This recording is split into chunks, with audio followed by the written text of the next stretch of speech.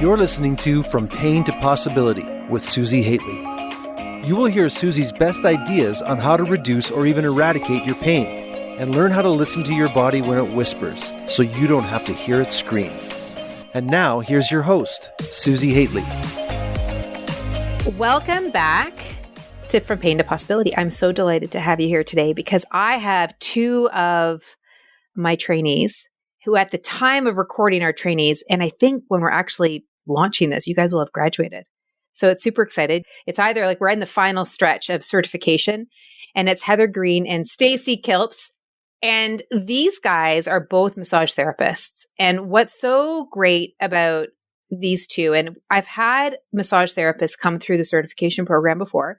I've had a lot of massage therapists who have taken the intensive, and inevitably with every single one, there is a desire on some level to either leave the profession of massage therapy or to somehow integrate this movement practice. Because as massage therapists, you have in your scope the ability to work with exercise, but how do you get your client off the table?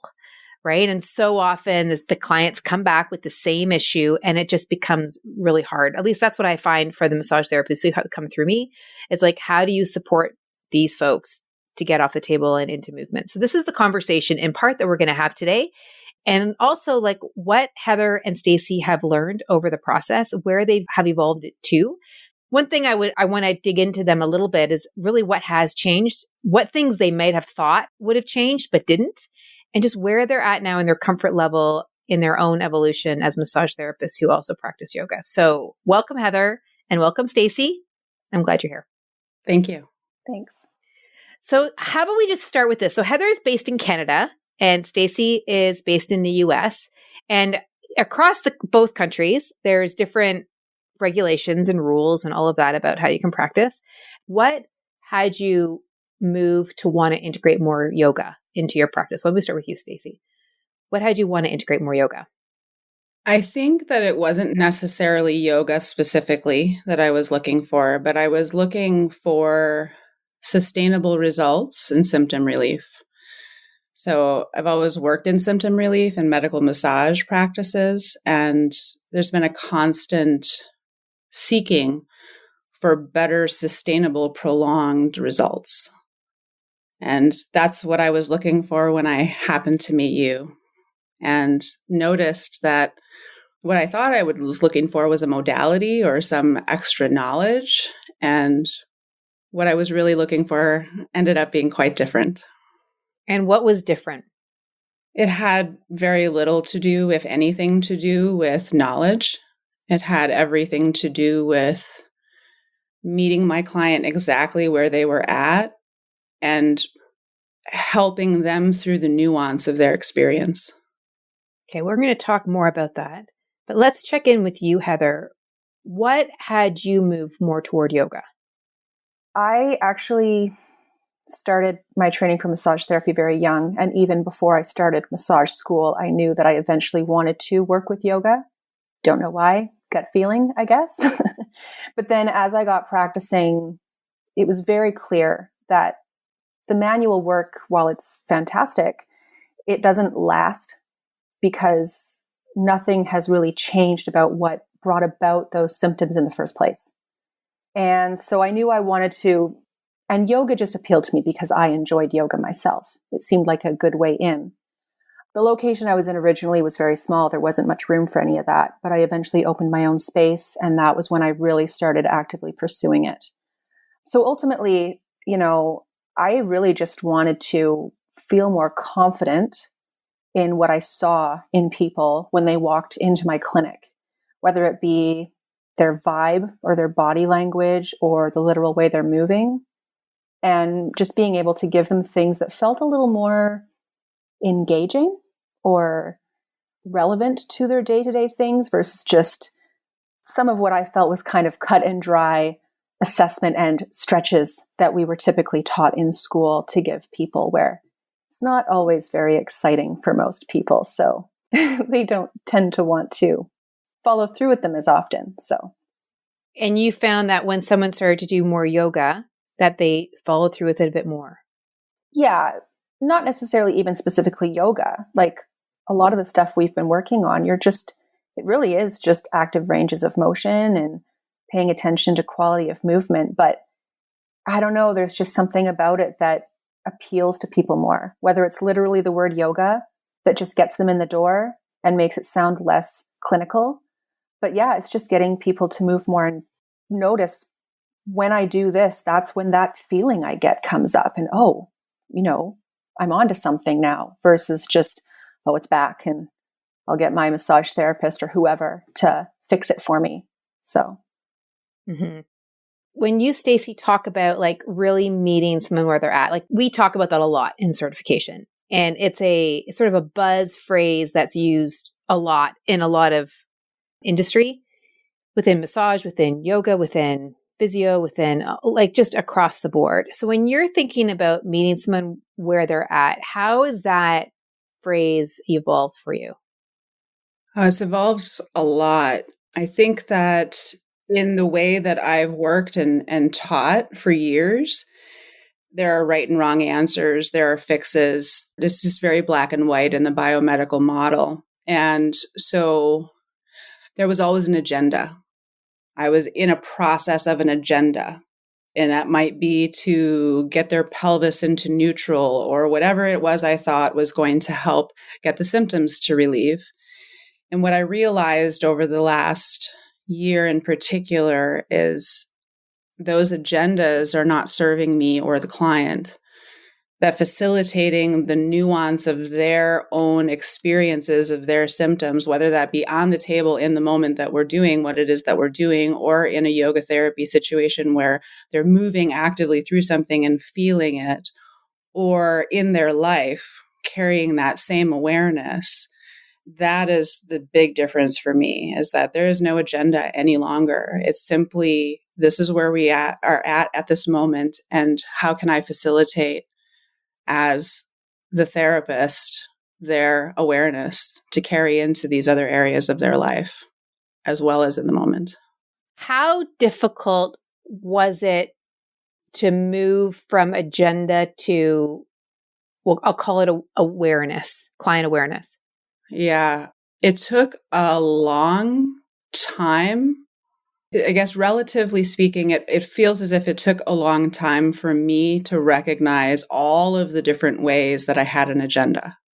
So there's just that awareness that, okay, I have this protocol that I'm following, but then there was just a lot more to it than that. And it's still happening. Like I haven't gotten to, I don't know that it'll ever stop happening. And so that continuum of experience is something that has resonated so strongly for me that there is no beginning and no end. It's just this continuousness. And it will continue. But it's taken me from the moment I met you in 2017 till now. It's been a lot. It's been intense. A lot of energy spent on how it is I'm looking at the situation in front of me and how much is that mirroring my biases and how I look at myself. And what's so interesting about that is, and the reason why I wanted to zone in on this with you is because meeting people where they're at is such a buzz term. And there has been a lot that we've all learned this year with regard to all the isms and the things that matter, whether it's ageism or Black Lives Matter or like racism or, I mean, all of those things, that a lot of the work that has come out of that has been to really see where our unconscious biases are. So it's really the work of a lifetime, right? Because we all have biases and you're unearthing them as you go, right? And to make it like one step at a time or a little bit easier to digest, where do you think the need for external validation came into that conversation of needing to follow an agenda? Because here's where my question lies, is that when I've watched your evolution, there's a piece around letting go of that and letting go of your client's results. But then as you let go of that, then you actually start to see where all your opinions are and where your biases are. And that's where you can kind of get into what I'll call the deeper work of really seeing the soup we're all swimming in terms of what we believe to be true. Yeah, I think that's exactly what resonates because some of it has been indoctrinated from the beginning. I mean, if there's right and wrong answers, That's how we've been taught through our entire schooling, not just in massage therapy or the particular modalities that I studied. And it's a myth. I mean, honestly, that's kind of how I feel at this point. It doesn't exist. It's a paradigm of separation that we are these mechanistic beings that can be reduced. And you can reduce things and you can get incredible results in doing some of that zoomed in work, which I've been happy to have for the last 3 decades in my career. And there's so much more when you zoom back out and you see the whole person and you zoom out further and you see the relationship between yourself and that person. And then you can keep on zooming out, but there's just that ability. I think it's so necessary in our field, no matter where you're working as a massage therapist. Necessary for client result, necessary for less burnout, necessary for what else? All of the above. Yeah. Everything. Yeah. Before I head back over to Heather, one question that was kind of percolating in my brain as you were talking is, if someone's listening to you and they're like, oh yeah, I totally get that. But actually doing it's really hard, right? Because you're having to, almost as if you're having to extricate yourself from the external validation of like either they're telling you that you're doing a great job or you're seeing the results in them. And you have to kind of take yourself out of that and not have ownership over their results, which a lot of people are going to be like, what are you talking about? So what's some pieces of like step-by-steps that you can offer up to massage therapists who resonate with the conversation, but are like, what are they talking about? Like, what? Of course I'm responsible for their results. But when you really play around with the zooming in and zooming out, all of a sudden you begin to see that that's not actually the case. Mm-hmm. And your results become better as a result of that. Yeah? Yeah, absolutely. That's a really good question. And the short answer is that I'm still working that out. Like, as far as what were the steps that I've taken to get here, essentially, is what I hear you asking me. And it isn't easy to get out of your own way, because that's kind of how I see it. For a long time, I was in my own way, feeling fully responsible for all of the results that I got, whether they were symptom relief or not. I took that on. And in this new way of being and understanding the relationship as being paramount, and that my toolbox is very broad and deep, and that the presence is what gives me the ability to choose the tool so distinctly that I can get the results that I'm getting. So I'm not getting results because I have more knowledge or because I have more letters behind my name or I'm higher on some totem pole in the biomedical model. I'm getting better results because I can feel into what's happening in that moment and choose the right tool.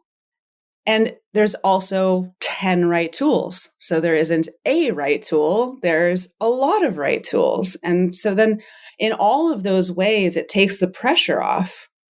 It's not about me getting a result. It's about us getting a result. And when you change that dynamic in your mind, your sessions shift in a way that is very hard to explain in words, but is felt very deeply. So what it sounds like is the first step was really becoming present. Yes. And to really notice how you were going about doing a session and what was driving you in terms of how you made choices. Yeah. Lots of assumptions. And then what you're doing is you're just recognizing what it is that you're doing. You're not making any changes per se yet. You might be, but it's not about making change. It's really about growing the awareness of what's driving you as you go into the massage. Like, is it protocol based? This is the way it is. This is what I have to do around the shoulder blade. This is what I have to do for back pain. This is what I have to do for, well, of course, this is what you do for knee pain because this is what the paper says you should do for knee pain. So you start to notice what's driving you. And none of that was right or wrong, by the way. It's just that you notice what's driving you and you notice the quality that you feel when you're in that space. And then you start to notice things out of noticing that. There's a lot of noticing. A lot of noticing. It's not always pleasant, because you see things and you notice things, you become aware of things that you didn't recognize before. And in order to evolve and step into that better version of the therapist that we all want to be as we take continuing education and want to help our clients and care so much. There's just so much nuance to it. More so than it was when you first started yoga therapy training. Oh, yes. I mean, I feel like there's nothing but nuance now. And this is something you've said in the past that I continue to hold as something so close to my heart. I'm playing in the gray. That's all I'm doing. That's all any of us are doing. No matter what level of health professional you are, we're all playing in the gray and we're doing the best that we can. And so if you start from that space, again, like all that pressure goes away and the burnout and the depletion that was there starts to dissolve and the results come because you got out of your own way. And then what's the distinction with the clients? Like, how do the clients show up that's different? It's been an interesting transition because a lot of my clients have come to me for my expertise. They want to learn. And so now what I'm teaching them is very different than what I used to teach them. I used to teach them in a very distinct black and white way. Now I teach them in this very nuanced way. And some of them are not real keen on it, I will not lie, and others are all about it. I have one particular client who, when we get to doing table work, she says that she feels great and she doesn't need to get body work done because the movements and her awareness have taken her so far that she seems to think that my hands-on skills are obsolete for her. That's just one instance, but I was really taken aback when that happened. Interesting. Now, I'm not sure if it's different in Canada or at least in British Columbia, Heather, but I know that you and I have had conversations around the logistics of actually integrating this exercise or yoga bit and massage, because you have some politics, I think is probably the word, or bureaucracy or rules, Bylaws. let's call them. How do you, and I'm not sure, Stacey, if you have any of those, but like those are a real deal that can actually be an issue. So how have you worked with that to do the work that you want to do and support your clientele the way you want to support them? Well, much like Stacey, it really depends on the patient. We call them patients here in Canada. And some people are really intrigued with the movement. And it is within my scope to do therapeutic exercise, home care recommendation. So when someone's coming in for massage therapy with me and I'm wearing my massage therapist hat and I'm billing as massage therapy, the movement components really come into play in my assessment and my home care education. So it's kind of, yes, the movement is also providing them with some therapeutic value too, obviously, but on paper, when I'm charting, I'm looking at how they're moving and that's giving me information I would have typically used, other regular assessments for. And then it just so happens that it saves us some time because it's the exact same stuff they can do at home. So instead of doing an assessment and then the massage and then giving them something new at the end, I'm just saying, you know what, maybe focus on these 1 or 2 movements we did earlier at home and we'll see where you're at next time you come in. But I have to keep things very separate. Like, when I joined this program, I wasn't joining it to become a yoga therapist because first and foremost, I'm working with people as a massage therapist, and that's the title and the hat that I have to use when I work with people. But it was just an opportunity to just gain some knowledge and practice and skills and confidence, really confidence in how I assessed people in my massage therapy work. Interesting.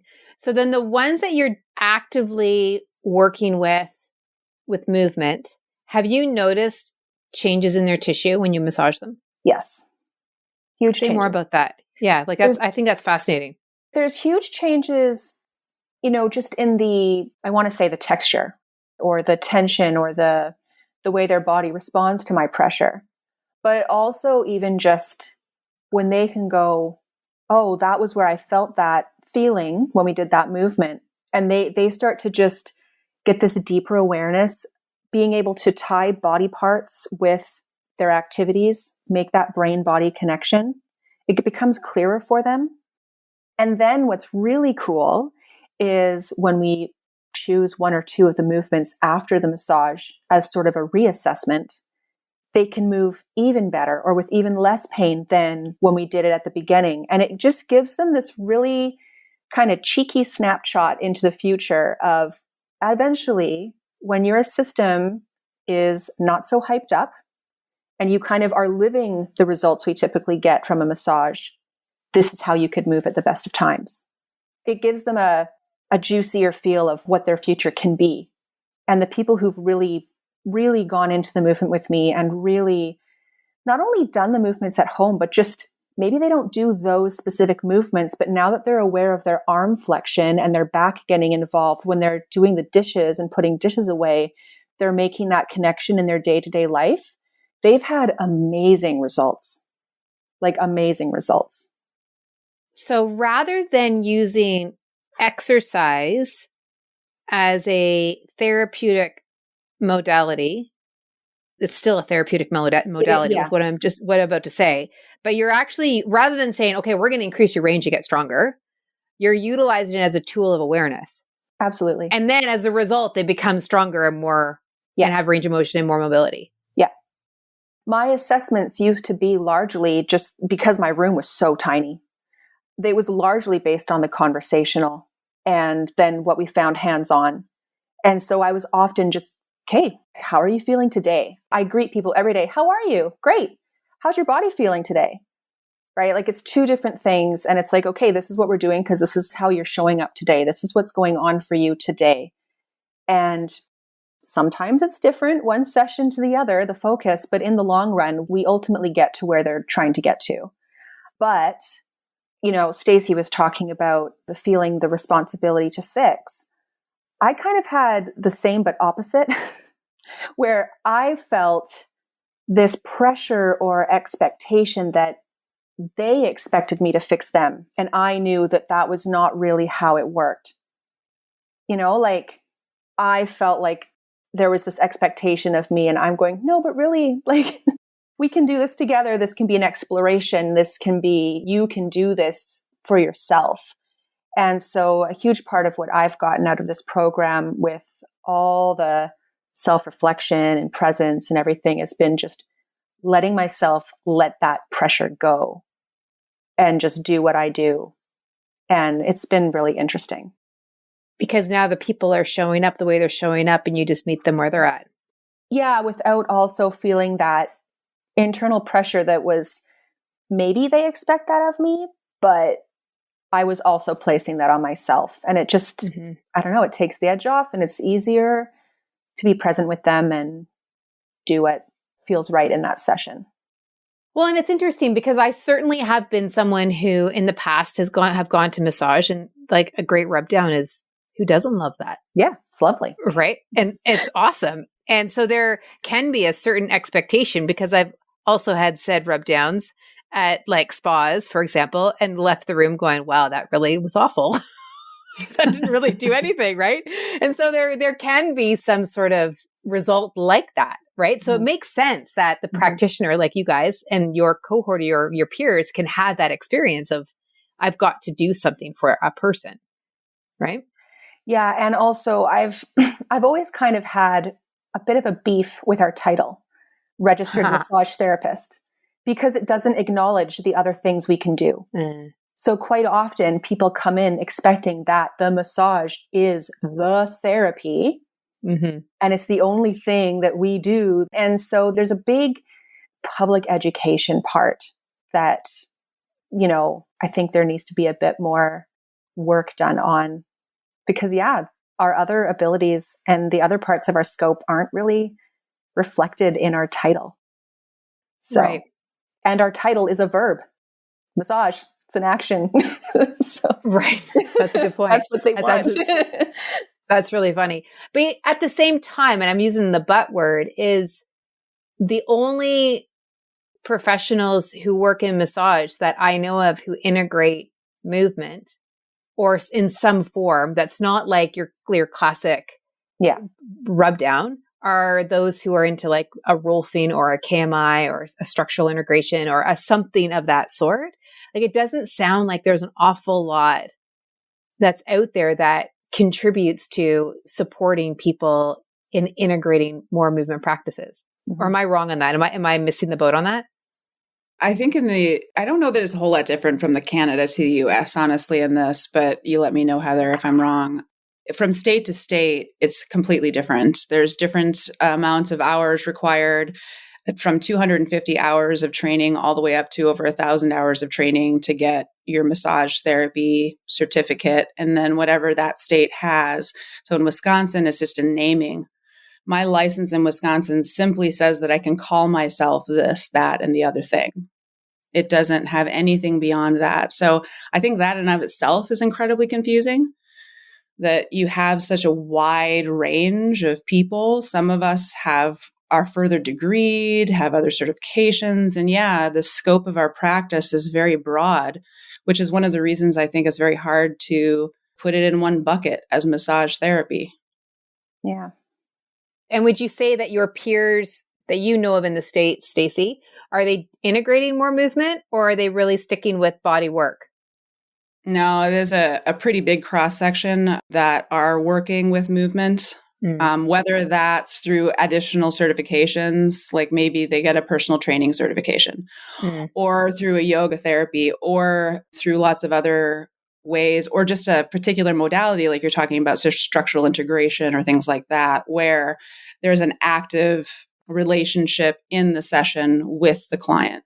And that's definitely the tack that I've been on more so in my body work. But there's a lot of people out there doing great full body massage for stress relief, which I think is extremely valid in and of its own, you know, but it's very hard to delineate. And the consumer has a very hard time figuring out how to navigate that system. That's what I find. You were going to say something, Heather? So in Canada, you know, not every province is regulated the same. They're working on it. They're working on getting there. But BC and a couple others, when I did it, it was like a 3,000-hour program and board exams and all this kind of stuff. And we have reserved titles that are protected for us to use that other people who haven't completed that training and haven't completed the board exams don't get to use. And there certainly are massage therapists that work in gym settings or things like that where they would do more movement, but they're often, not necessarily always, but often really drawing in people who are into sports or go to that gym or who are kind of there for that purpose anyway. I'm hoping to bring it more to, you know, the nurses and the teachers and the mums and the dads and just kind of anyone else who doesn't go to the gym all the time or whatever other venue where a massage therapist would work and incorporate movement in a more obvious way. Well, it sounds like, Heather, where you're doing a really great job is that you're doing the body work, and the same for you, Stacey, but you really articulated, Heather, in the sense that you're using the assessment, you're doing the massage work, you're utilizing the post-assessment, and you're actually showing them what their movement gain is, right? Yeah. And how they're feeling. And now they're taking that awareness into their day-to-day life, and they're now tuning into like just how their body actually moves. Like they're getting that somatic education. Right. And so then that's actually part of the thing. That's the thing that's changing their whole experience in their body. And they're getting the taste of what's possible for them in terms of a new normal. Yeah. Right. That this tissue can actually fundamentally change. Right. It's the whole classic. It means why this podcast is called From Pain to Possibility. Right. Because now that door is open. So then as we're bringing the episode to a close, when you're thinking about other massage therapists who some of them will have already started to kind of play around with these ideas. They're definitely wanting to go that direction. They might have some complaints about just doing the body work, and they really do want to support them. And Heather is doing a really interesting way of doing it. Stacey, you have your interesting way of doing it. So why don't we start with you, Stacey? Like, what are one or two things that would provide a massage therapist with a quick win for discovering other ways of integrating the two? I think one of the best things I've done over the course of this integration is rethought how my time is used and priced. In massage therapy, we often relegate ourselves to 60 minutes, 90 minutes, and then you're watching the clock. And so one of the main things that has helped me, if you're working on your own, so this may not apply across the board, because if you're working for somebody else, you don't have the latitude to shift these things yourself, is to open up the session in time-wise, to allow for the chatting, to allow for the body work, to allow for the movement. At this point, I'm spending about 2 hours with my client if I'm doing all of that each time. And so if that's possible, to allow yourself the time and you don't feel like you're ticking down the clock and you have to get to something, because that's something that got in my way a lot. The thinking process during the session and being able to notice the things that we've been talking about on the podcast really opens up for you because you don't have this time clock pressure. And what about someone who doesn't have that flexibility? If you don't have that flexibility and you're in a time constraint, which much of the industry is, the biggest impact is to ask yourself, is this true? Whatever it is you're thinking about the direction you're taking the client, because of something I'm perceiving right now, right here, something I've assessed right now, right here, or because an instructor told me that, or because it was a protocol I was told to follow. Are you following your own inner authority, or are you following something that someone else told you to follow? So that was where I started to tease out. And there were a lot of things I had to tease out in that process. So cool. That's actually a really good one for someone to noodle on, because it gives them, there's a lot to noodle on. There's a lot of threads that someone could go down to explore that. That's great. How about you, Heather? What comes to mind? I guess for me, really, in the beginning, it just came down to talking with my clientele about what I was doing and talking about my own experiences too, and just being very honest and simple about massage and what massage can do, which is great and powerful, and where it falls short. And when I started doing movement with people, I actually I don't do it with them to the point that I can't see what they're doing, but I get on the floor with them, or I go and do a shallow wall sit with them, and it's more collaborative that way than just I'm standing here in front of you and asking you to do X, Y, and Z, and it feels all rather mechanical. And I will be very open with, oh yeah, look, see, I've got, this going on today myself, or this is something I've been working on, and just make it really human and relatable and normal and fun. Tone and body language is huge. Not coming across too clinical sometimes. Just make it fun and human. Interesting. So then it becomes less of this mechanistic sack that has fluid and tissue and such, but it becomes something that we actually embody and inhabit. Yeah. Really cool. Love it. Love it, love it, love it. Okay, so now if there are massage therapists who want to touch base with you, where is the best way to reach them? And we'll put this in the show notes, but look, a website or social, or which one is best for you, Stacey? My website is ianatomy.org. My business is called Integrated Anatomy. That's the best way to contact me. Great. Perfect. We'll put that into the show notes. And then Heather, how about you? My website is getbodywell.com. Great. And there's a contact, just a general contact form on there that comes to my inbox and not my associates' inboxes. Great. Perfect. This was so great. I think we could have kept talking and kept talking and kept talking. And there will be opportunity. We're going to be running a massage therapy panel inside of Healing and Revealing. So if you are a massage therapist and want to dig into this more of how can you really, for real, you're already doing great work with your clients or your patients, and you just want to up your game and not burn out and know that you don't have to burn out, really just excel at what it is that you're already good at, then you would really enjoy Healing and Revealing and digging into this more with Stacey and Heather. All right. So looking forward to seeing you in there. Thank you, Stacey and Heather. Thank you. Thank you so much. You bet. And we will see you guys in the next episode. Take care.